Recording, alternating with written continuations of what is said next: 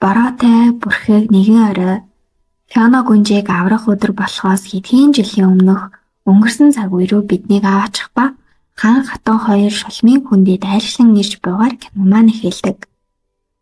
Алсгалын нэгэн тасганд Рамбл гих зайлжин жижигвтер биетий шидтэн зовлон шаналлалд автсан хаан хатан хоёртой уулзаж байлаа.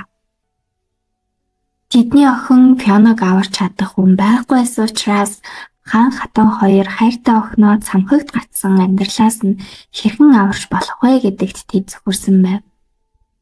Рамбл уран ууг залжин харцаар тэдэнд гэрээ санал болгоно. Хэрэв та нар надтай гэрээ байгуулвал би охиныг чинь аварна. Гэтэ та нар надад хаан тусаа өгөө гэж авдъя. Хаан хатан хоёр бараг гарын үсэг зурах гэж байтал хаалга товшин үүд нэгдэхэд нэгэн зарц гүн орж ирээд Фионог аварсан байна гэхин тэр. Үүнийг сонссон Рамбл уурлаж бухимдан түүний бодсон бүх төлөвлөгөө нуруу унав. Одоо цагийн үйл явдлаар кино маань үргэлжилж Шрэк Фиона хоёр гэр бүл болж 3 хүүхэн хүүхэдтэй болсон байна. Гэхдээ Шрэкийн амьдрал Европсын уйдгартай өдөр тутмын давтагдсан хэмнэлд орчихжээ. Өглөө бүрийн хүүхдүүдийн хашгирал уйлан шугантай өгтдөг болов. Шүд угаалт, живсгэлэх, шүн бүр хин нэгэн дуудаж сэрийгээд л. Шрэк гэрийнхээ босгыг алхах бүрт нэгэн хэвийн амьдралаас уйдгаргүйнэг бухимдлыг мэдэрдэг болов. 3 цулцгийнх нь төрсөн өдрийн баяр болж баяр тэмдэглэх газраа иртэл угтаж авсан хүмүүс түүнд хандан миний энэ тармуур багаж дээр гарын үсгээ зураад өгөөч гэхин тэр. Хүүхдүүдийнхээ баярын бэлэг аваад явж байтал ээлжиг ирснээ бэлэг нь долоож бохирдуулаад бас нэг муу чихэр долоосон бацаан гарч ирээд архир гэж мэгээд арай гэж тесэрээ Шрэк гэж өөртөөгөө ярьж тайвшруулсаар Фионодор иртэл хатан заа чи одоо арайчдээ авраг битэн махчин гэхээрээ л ийм бүдүүлэг бэлэг нэтрээ долооцсон яаж байгаа гэж авдیں۔ Харж байгаарай гэсэн бэлэг нь 3 тороо идээд нөгөө бацаа ирснийг архир гэж сандчаад энэ бүгдийг харсан Шрэкийн уур дээд зэгтээ хурж тэсэлгүй архирч дараа нь хамаг арьсаа тухан дээрээ овоолон уурлаж бэлэг бяцлаад хайчхан тэр. Зочид түүнийг гайхаж Фионог журам нь хугарсан бололтой түүн рүү ширтгээд Шрэк өрөөг орхин гарнаа. Шрэкийн араас Фионог гарч ирэхэд Шрэк түүнд хормоогийн хамгийн хатуу үгсийг хэлж эхлэх бөгөөд чамайг цамхагаас аврахаас өмнө би аз жаргалтай заваа намагта эрх дураараа амьдарч байсан юм шүү гэд Фионог гондоод явуулчихнаа. Ганцаараа модон дундуур алхаж байтал жижигхэн гоёмсог тэрэгэн доор нөгөө хорон санаатан Рамбл авраарай, туслаарай, би тэрэгэн доороо гацчихлаа гэснээр Шрэк түүнийг тэрэгэн доороос татан гаргана. Тэр Шрэкийг сүүх тэргэндээ суулган хаашаа ч юм бэ авч явж байх бөгөөд уран ууг залим ихээр харагдан түүнд нэгэн гэрээ санал болгов. Энэ гэрийн чи энэ амьдралдаа өөрийн дураар авраг биетэн шиг эрх дураараа амьдрах ба харин оронд нь надад өөрийн амьдралаас зүгээр л нэг өдөр ердөө ганцхан өдрийн өгөхөд хангалттай гэв. Шрэк Рамблын гэрээн дээр гарын үсэг зурсан тэр мөчөд хар салхи мэд хүчтэй салхи эсгэрэн ертөнцийн өнгө айсгээд нүүдүрмхийн зур бүх зүйл өөрчлөгдөв. Шрэк эргэн тойрноо хартал ойд сэрсэн байв. Хажуугаар нь өнгөрсөн сүүхт эрэхтэй хүмүүс авраг биетэн гэж ойрлж хашгиран түүнээс айж байгааг нь хараад тэр инээмсэглэн баярлав. Хот руу орж ойрлж хашгиран хүн амтан гээд бүгдийг нь айлгаж би ирлээ гэж хашгирна. Гэвч удалгүй тэр нэг зүйлийг анзаарсан нь түүний хинч танихгүй байхаас гадна хаа сайгүй Фионог ирэн сурвалжилж байна гэсэн цаас өлгөөтэй байдаг. Гайхсан Шрэк өөрийн нам руу байдаг чадлаараа гүн очиход түүний байшин ор мөргөө алга болсон байв. Фионог дуудан хашгирахад хинч хариулсангүй. Хүүхдүүдийн дуу чимээч үгүй. Ээлжийг муур гэд хинч алга. Би үүнийг хүсээгүй шүү дээ гэд өөртөөгөө ярилцсан зохистол шүүр унсан шуламнууд ирээд энэ тэндээс нь бүслэн авч Шрэк ухаан алдан унав. Шрэкийг сэрхэд ээлжиг байдгаараа дуу дуулан 2 шулам түүнийг ташуурдах бөгөөд ээлжинээс юу болсон? Чиний эхнэр хаана байна гэхэд ээлжиг за болоод өгөөрэй хөгшөө. Би л авч хамааг энэ яванаасандаа хараагүй юм байна шүү гэж авдیں۔ Алсгалын хаан тус сүрч үнсэн ороо болсон байх бөгөөд хаан сайгүй зэрлэгшсэн дарлалт авсан хүмүүс түүнийг огтов. Энэ ертөнц бол Рамплийн уярхал юм. Тэр одоо хаан мэд сууж алсын асхаан тусыг боолчлын хот болгож эд шидэд үлгэрийн бүх дөрүүдийг хяналтандаа оруулсан байв. Шулмнууд түүний цэргүүд бөгөөд тэд шөнийн тэнгэрт нисан хяналт тавьдаг.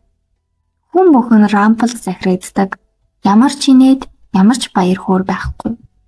Ширээг Рамплтай уулзахад тэр үнэхээр юу хийснээ ухаарч эхлэх бөгөөд тэр нэг өдрийн солилцоон зөвхөн нэг өдөр биш. Тэрээр өөрийн төрсөн өдрөө өгсөн байв. Өөрөөр хэлбэл энэ ертөнцид Ширээг огт төрөөгүй гэсэн үг. Тэр энэ ертөнцид хизээж авшин байгаагүй. Хинч түүнд хайртай байгаагүй. Хизээж Фионатай уулзраагүй гэсэн үг. Рампл Ширээгэд хандан энэ өдөр бүх зүйл миний хүссэн юмдээ үлдэж чи энэ хорвоогоос өөр далуу болно гэдэг. Энэ үед Ширээг өмнө самуунд дэгдээж нэг шулмын шүүрээ булан авч дараа нь илжгийг шүүрч хамтдаа ордноос гарна нисдэг. Илжиг Ширээгээ сайн ойд дундуур гүөх бөгөөд Ширээг би чамд ямар ч муу зүйл хийхгүй. Тиймээс 50 бай. Би бол чиний найз гэж хэлнэ. Тэгээд айсан илжгийг тайвшруулах санаатай хөөрхөн бүжиглэж дуудуулж өгтөл ийм юм болно.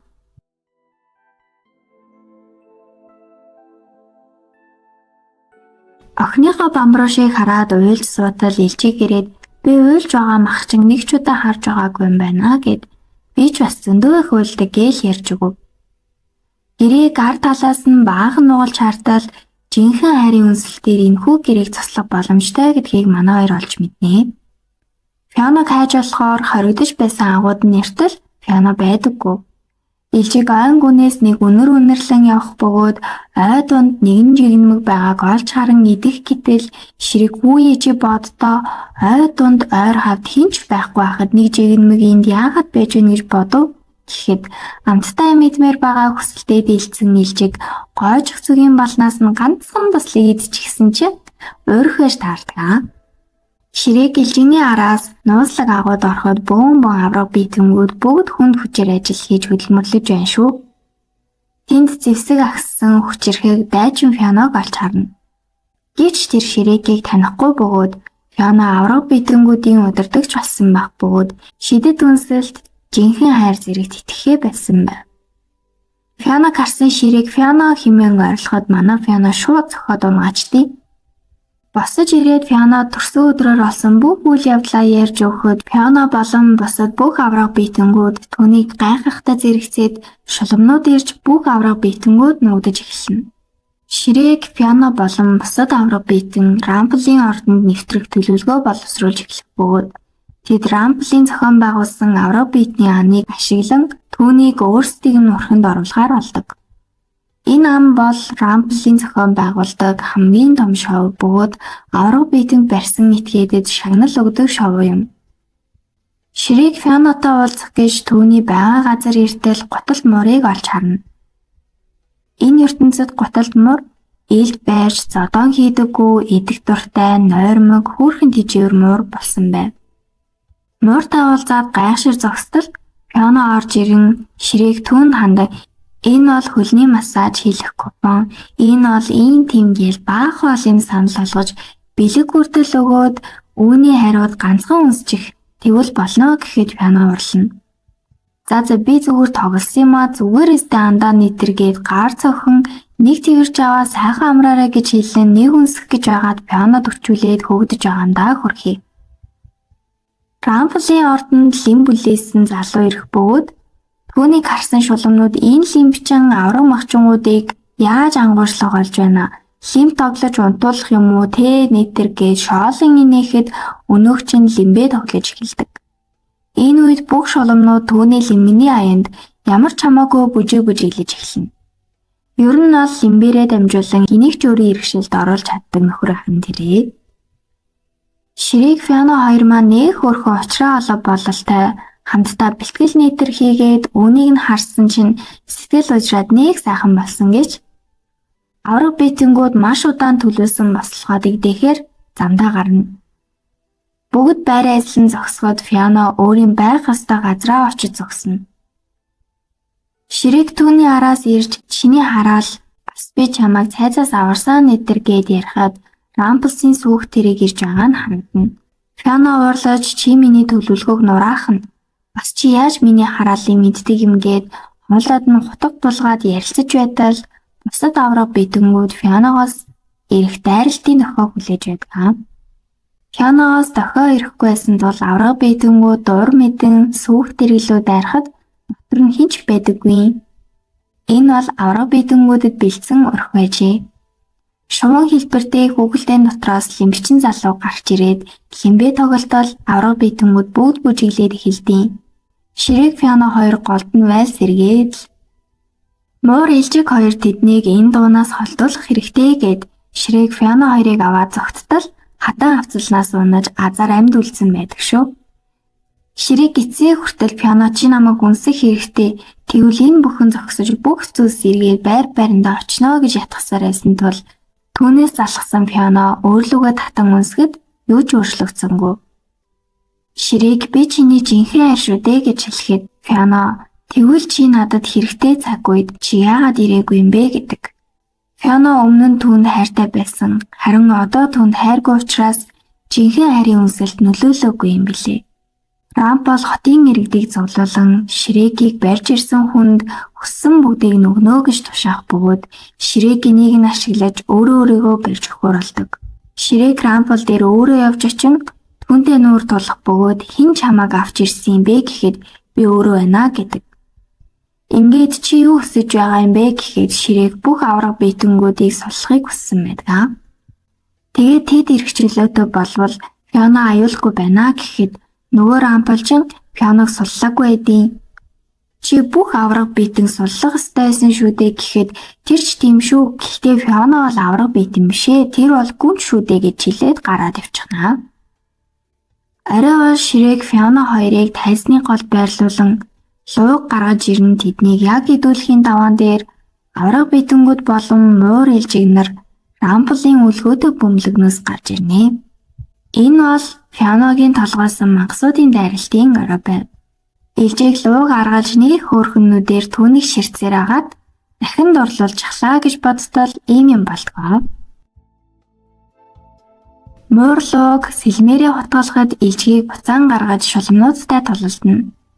Эцэст нь Рампол ялагдаж нар мандах мөчөөр Ширээгийн өдөр дуусаж түүний биеэс гэрэл цацран тэр савнан алга болж эхлэв. Ширээг Фионод хүүхдүүдийнхээ талаар хэлж өгөөд өнөөдрийн хамгийн сайхан нь би чам дахин хайртай болсон гэж хэлэхэд Фиона нулимс унгаан Ширээгийг зөөлөн үнсэх мөчөд бүх ертөнц таг чимээгүй болно. Цаг дуусгаад Ширээг баг багаар уусан алга болж нар мандах бөгөөд хормын төдийд бүх зүйлс сарнин алга болж Ширээг каноны ихэнд гардаг хүүхдүүдийнхээ төрсөн өдөрт архиран байгаагаар үзэгдэл солигдно. Тэгээд Фиона болон 3 хүүхдээ хараад нэг хөөрхөн твэрч би үргэлж чамайг цайзаас аварсан гэж боддог байлаа. Харин чи намайг аварсан юм байна гэж хэлээд би бинийгээ үнсэж аз жаргалтай байгаагаар энэхүү үлгэр дусаж байгаа юм. Энэхүү анимашнаас бид зөвхөн хувиа хичээгээд ээж болохгүй. Дэргэд байгаа хүнээ хайрлахаар шийдсэн бол зүрхэнд нь хизээч арилахгүй муухай үгсийг хэлж болохгүй. Мөн түүнийхээ оронд өөрийгөө орлуулан бодож үргэлж ойлгох гэж хичээдэг байх хэрэгтэй гэдгийг ойлгуулсан анимашн байсан юм. За тэгээд 4 дугаарын турш хамт байсан та нартай маш их баярлалаа. Дараагийн дугаараар уулзлаа. Түр бай бай.